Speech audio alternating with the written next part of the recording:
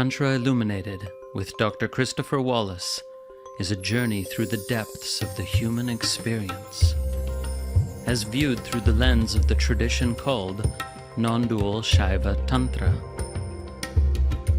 This multi-format podcast delves into the fascinating world of classical Tantra and its intersections with philosophy, neuroscience, psychology, human development, and the broader world of spirituality.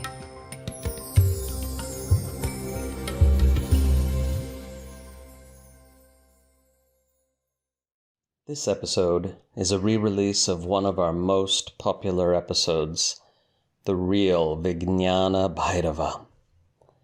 And we're releasing it this week in honor of the launch of the new Tantra 112 app, a comprehensive mobile application for exploring the depths of tantric meditation through the 112 practices of the Vijñāna-bhairava-tantra. We have more than 80 five-star reviews saying this app is like nothing else out there. Check it out and see for yourself. Tantra112.app. And now I bring you this deep dive into the background, history, and great value of this exquisite Tantra. One of the most fascinating, strange, and compelling practice texts in the history of yoga is the Vijñāna-bhairava-tantra, the scripture of the Bhairava who is consciousness.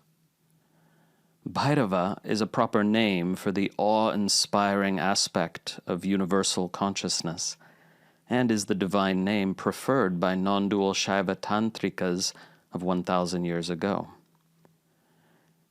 The unusual character of the text is signaled even in the title itself by the unique usage of the name Vijñāna-bhairava, referring to that Bhairava who is not a visualizable deity with specific attributes, but rather is nothing but the awe-inspiring power of expanded awareness itself. The name Consciousness Bhairava is comparable to parallel names from the better-known Buddhist tradition, such as Wisdom Buddha or Medicine Buddha. Vijñāna-bhairava is understood as the deity who mystically revealed the yogic techniques of the Vijñāna-bhairava-tantra, or VBT. What follows is an introduction to this astonishing 1,200-year-old text, first made famous in the English-speaking world through Osho's The Book of the Secrets, though that book, unfortunately, contains not even a single sentence of accurate translation from the original Sanskrit text. From a literary corpus that once numbered hundreds of scriptural texts, the VBT is the only revealed tantric scripture with a continuous tradition of study in the Valley of Kashmir and elsewhere, all the way down to the present day. Here, scripture refers to a work spoken or alleged to be spoken by Shiva himself, or Shakti herself, the goddess. In other words, as in many other religious traditions, a scripture is thought to be directly revealed by a transcendent divinity. Virtually all the other Shaiva-tantric scriptures included highly complex rituals and complex mantra systems, and therefore their study and practice fell away for the most part over centuries of Muslim conquest that destroyed the institutional base that supported such highly ramified developments. This is the primary reason that in 20th century Muslim-dominated Kashmir, the VBT was the only revealed scripture of the tantric age that was still studied and practiced in full. Now I'll offer an overview of the interesting features of the VBT that make it stand out in the history of yoga. An initial examination of the VBT quickly reveals to the reader that she is here dealing with a text whose ideas and presuppositions about the nature of yogic practice are, in some ways, radically different from those of the classical yoga tradition. The Yoga-sutra of Patanjali, the prototypical text of classical yoga, stresses disengagement with the objects of the senses, and an interiorization so complete that yoga scholar Mircea Eliade, in all seriousness, compared the classical yogi to a vegetable. By contrast, the VBT, written just 4 centuries after the Yoga-sutra, often stresses a dynamic engagement with the sensual world, albeit with a significant shift in awareness or perception regarding the nature of that world. In Yoga Sutra 1.16 we read, "Higher dispassion is a total absence of craving for anything material," suggesting the cultivation of extreme indifference towards the material or sensual world. The VBT, on the other hand, asserts a different perspective, exemplified in the following verses. "Wherever the mind goes, internally or even externally, it discovers nothing but the state of God. Since that state is all-pervasive, where else could the mind go? Wherever and whenever the consciousness of the all-pervasive divinity is manifested through the pathway of the senses, the sense object should be contemplated as having exactly the same nature as that consciousness." In fact, this text goes so far as to recommend absorption in the inner states arising as a direct result of enjoying sense pleasures, including food, drink, sex, and music. Contrary to popular belief, such practices are quite rare in tantric sources, and the popular belief to the contrary is in part due to the influence of the VBT. For example, meditation on sublime music is recommended in verse 73. "The yogin who relishes music and song to the extent that she merges with it and becomes filled with unparalleled happiness, attains heightened awareness, and experiences oneness with the divine." This is a radical departure from the strenuously ascetic earlier tradition, which asserted that involvement with the objects of the senses inevitably drew the practitioner out of the experience of the true self and painfully entangled him with the vicissitudes of worldly life. And I should briefly mention that there's a popular confusion between the words ascetic and aesthetic, which are almost opposites. The first is one who renounces all sensual experience, and the second is one who immerses in the beauty arising from art and sensual experience. However, while illustrating this contrast, it must be stressed that the VBT clearly is not advocating simple self-indulgence, which, as our experience verifies, is no path to fulfillment. Verses 70 and 71, for example, specify that one should become absorbed in the inner feeling of delight triggered by external stimuli, rather than focusing on the stimuli themselves. Thus, the energy of desire, previously seen as a hindrance in sadhana, is redirected towards the attainment of expanded awareness, as per the terms of the later Vijñāna-bhairava-tantra, which says, quote, "What is called sin becomes a merit when done for a higher purpose," unquote. In this way, the tantric tradition asserts that desire itself is not a problem, but rather attachment to the belief that desire ought to be fulfilled, and the belief that fulfilling desires is the path to happiness. This wrong view arises in connection with the idea that feelings of joy and happiness are caused by or dependent on the stimuli that catalyzed them. this is demonstrably not the case, since the exact same feelings can arise without any stimuli, and thus the essential problem is one of ignorance, not desire. And if you doubt what I just said at all, I recommend going deeper with the practice of meditation. Another outstanding feature of classical yoga is its fundamental doctrine that the self is attained through the cessation of all mental emotional fluctuations. Yoga-Sutra 1.2. In this view, thoughts and emotions, like radio static, mask the pure, sweet, simple melody of the inner self, and are therefore useless mental detritus when attempting to realize that self. In contrast, if we were to identify one technique as the most dominant and pervasive theme in the VBT, it might be that of bhavana, a term which encompasses awareness cultivation, creative contemplation, and feeling into what is. In one version of bhavana practice, a profoundly refined thought construct, or shuddha vikalpa, is to be held steadily in awareness.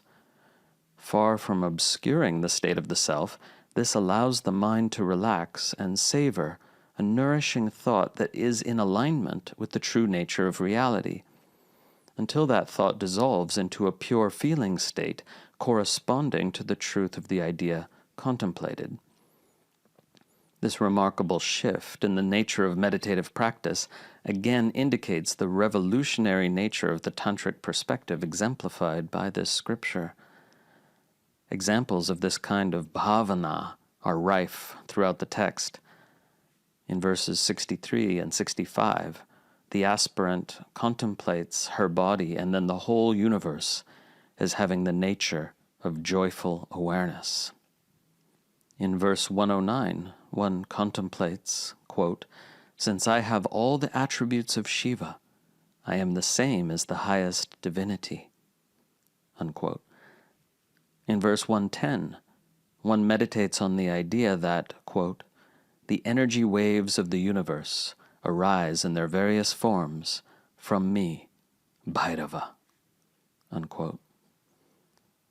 These creative contemplations are not only a methodological innovation over the earlier tradition, but also clearly assert a doctrinal difference, that of non-duality over and against duality. The duality of the earlier classical tradition, of course, was not one of difference between oneself and pure consciousness, but rather an ontological distinction between that consciousness and the material world. But the Yoga-Sutra also teaches that the soul is ontologically distinct from God, though identical in essence.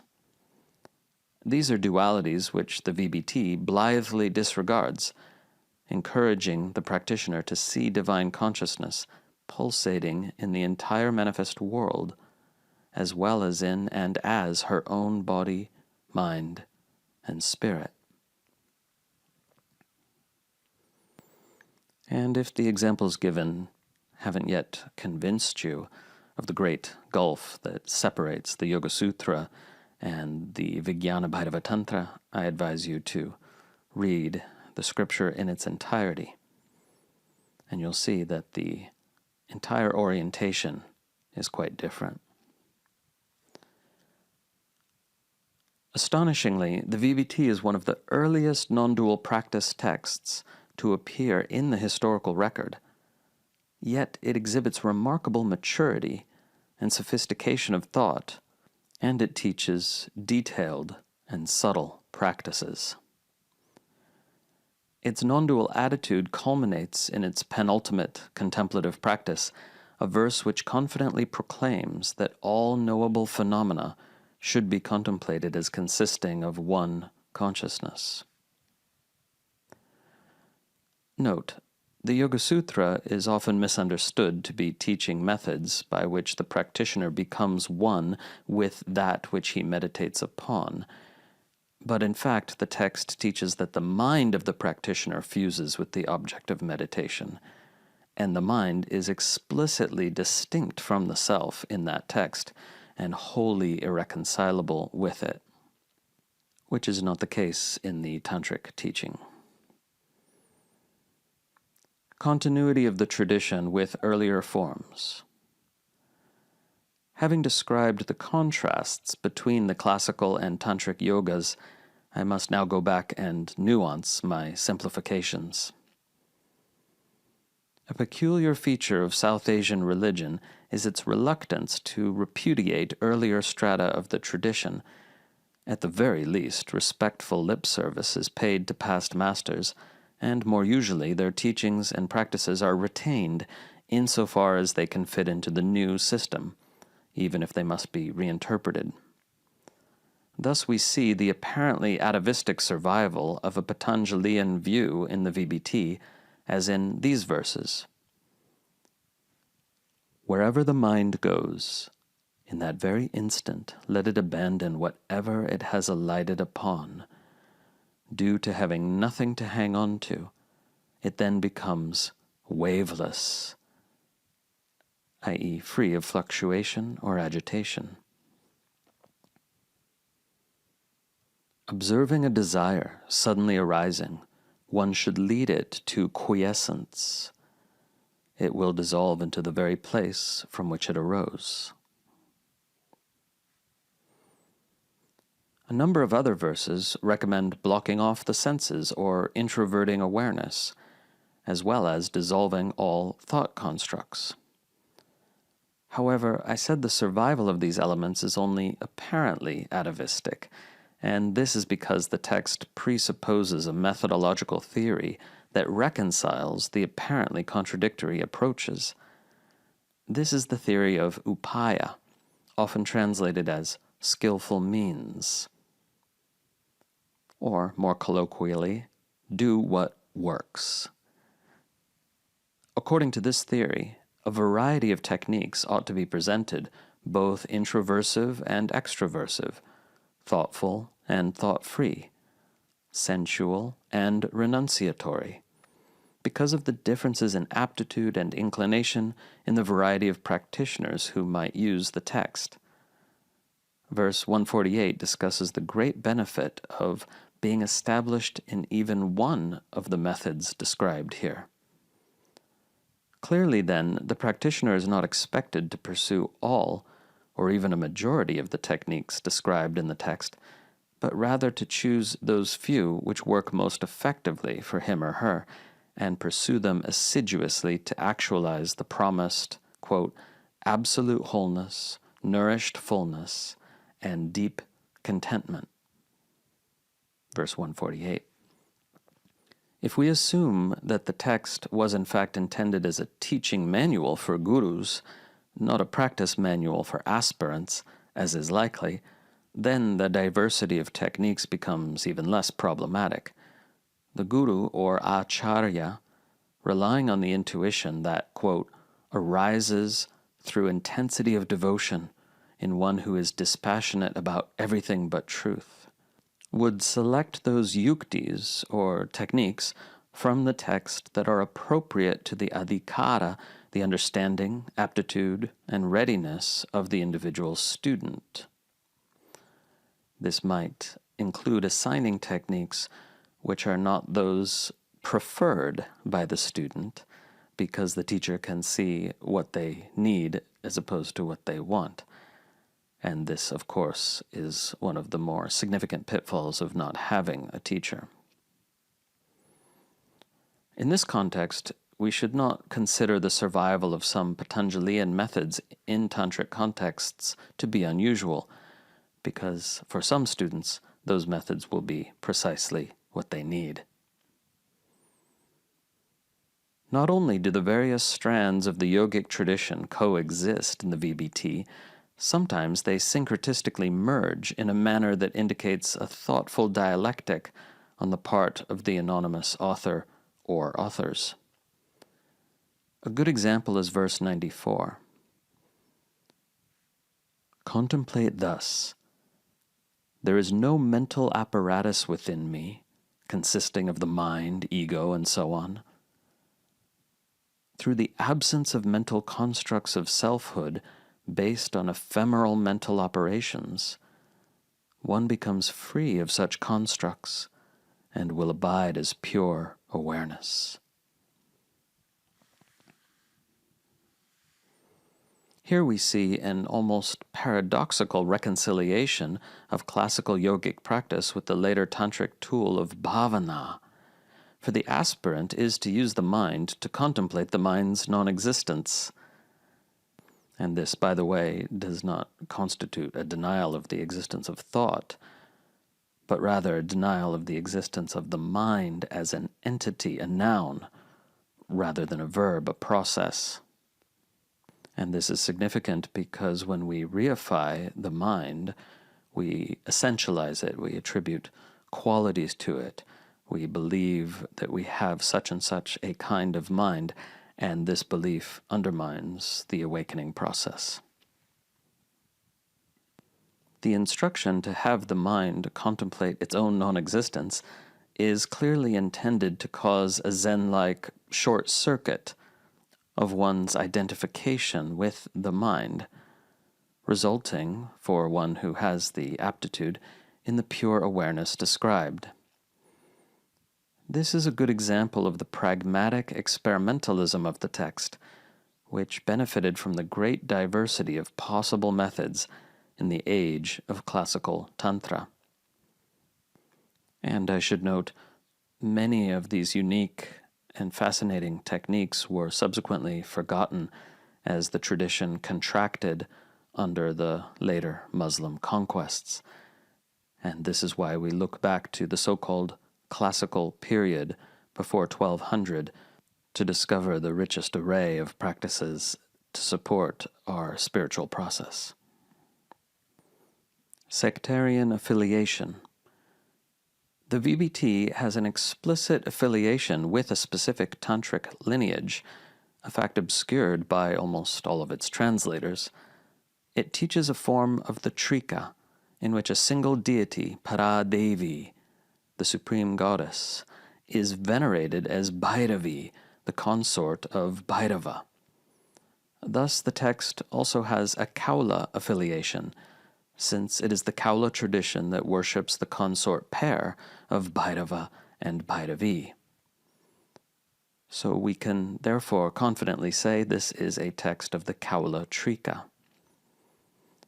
However, in this scripture, both these names, Bhairava and Bhairavi, are used to refer to states of expanded consciousness or inner fullness, with Bhairavi being used more for states resulting from an activation of energy, or Shakti, and the name Bhairava being used for states of stillness and open spaciousness and quiescence.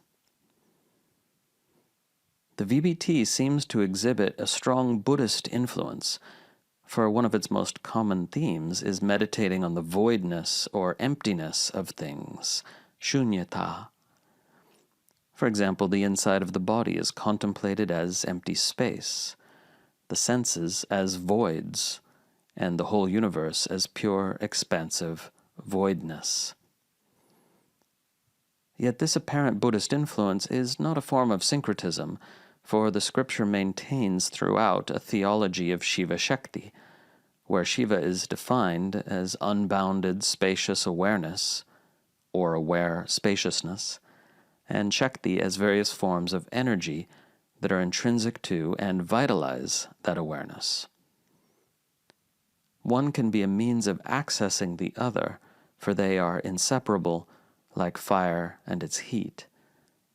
But the primary teaching of the text is that we access the non-conceptual space of Shiva, or unconditioned awareness, through the energy that is Shakti. Despite the text's strong goddess orientation, ultimately the goal it presents is one of abiding in the pure, spacious, open, still, silent ground of being that is named as Shiva or Bhairava.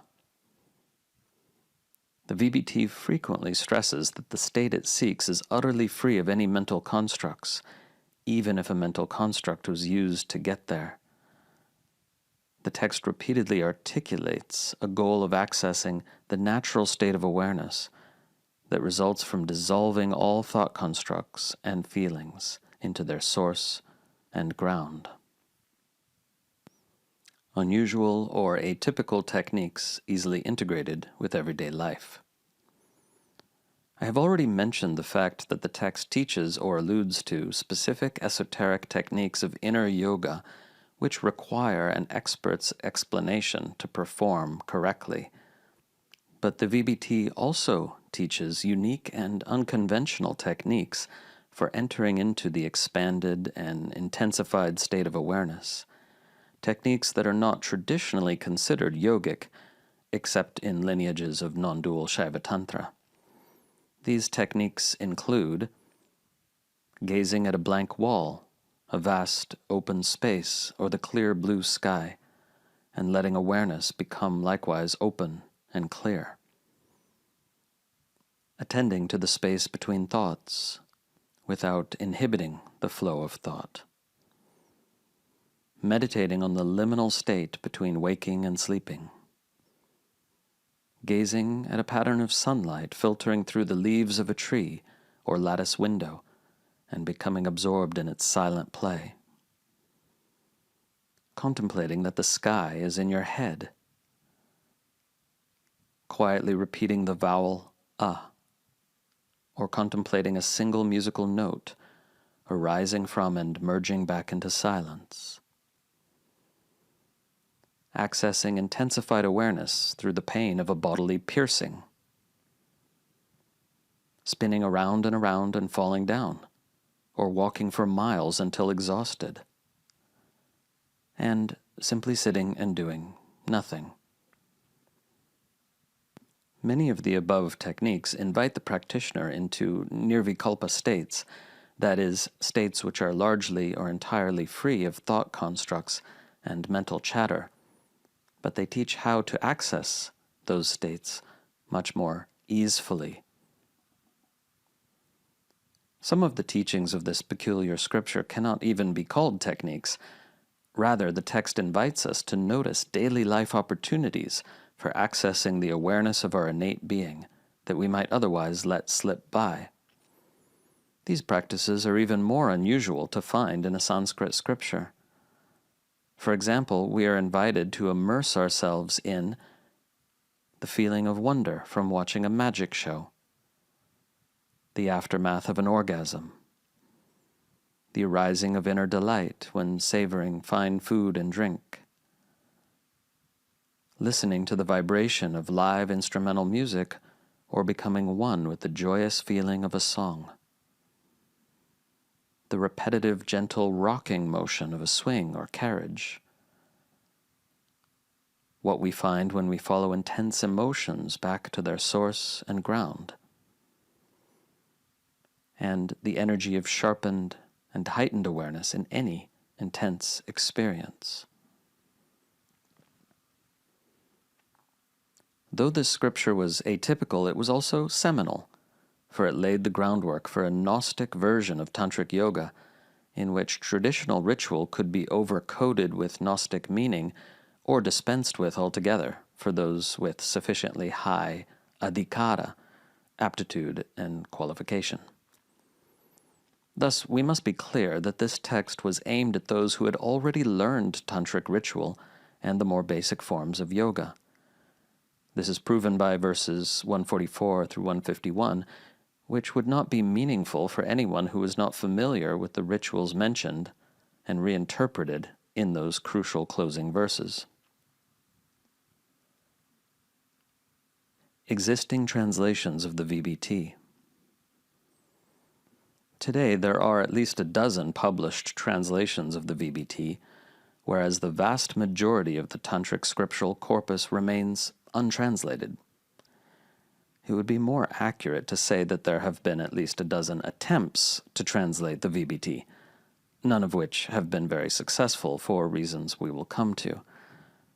These translations range from Jaidev Singh's mostly accurate but inaccessible version to Lauren Roach's poetic rendering entitled The Radiance-sūtras, a version that has almost no connection to the specific techniques of the original text.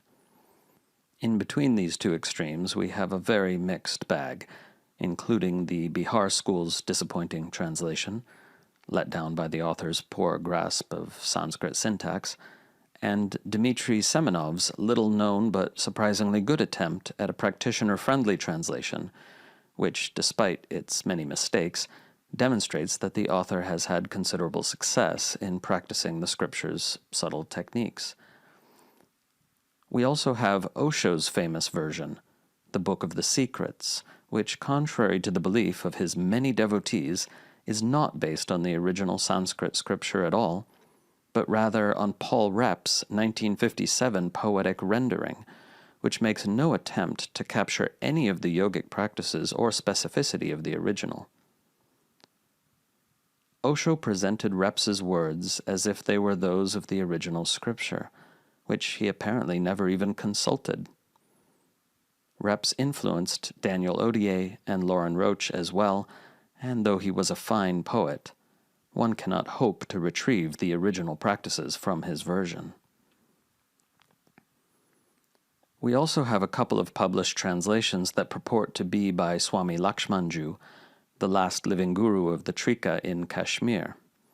But in fact, Swamiji never wrote a translation.